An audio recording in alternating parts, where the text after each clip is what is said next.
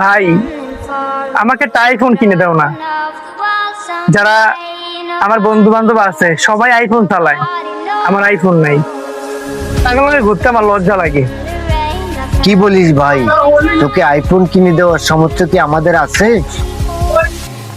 তুই কি জানোস না আমাদের অবস্থা? ভাই, টাকা যেহেতু নাই, তাহলে আমার ভাগের সম্পদরা বিক্রি করে আমাকে একটা আইফোন কিনে দাও। এটা পাল্টা কথা বলস কেন? তুই কি জানোস না আমাদের এই গর্বিরের জায়গা ছাড়া আর কোনো জায়গা নাই? ভাই, আমি সব জানি। আব্বা মৃত্যুর পরে যে সম্পদগুলো রেখে গেছে আমাদের জন্য, সব সম্পদ তুমি জুয়া খেলে নষ্ট করছো। আর এখন তুমি আইসা বলতেছো টাকা পয়সা নাই। তুমি যদি জুয়া খেলে সব সম্পদ নষ্ট না করতা, তাইলে আজকে আমাদের এত কষ্ট হয় না, আমরা এত কষ্ট পাই না। ইন্টারের পরে আমার লেখাপড়া বন্ধ হয় না। তোমার এই ভুল ডিসিশনের কারণে আজকে আমাদের এক বেলা খেয়ে থাকতে হয়। তোমার কারণে আজকে আমরা থাকি অসহায়ের মতো, অথচ এই গল্প ভিন্ন হইতে পারতো।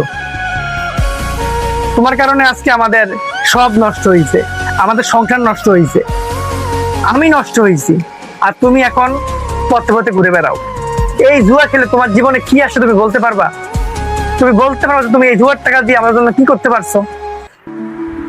আমাকে মাফ করে দে ভাই।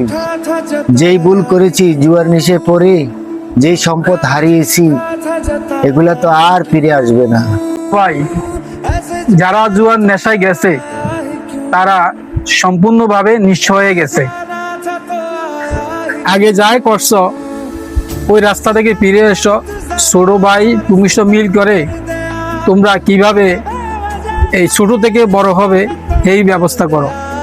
জুয়া এমন একটা খেলা যা মানুষকে ধ্বংসের দ্বার প্রান্তে নিয়ে যায়। প্রিয় বন্ধুরা, আসুন আমরা জুয়া এবং মাদক থেকে দূরে থাকি।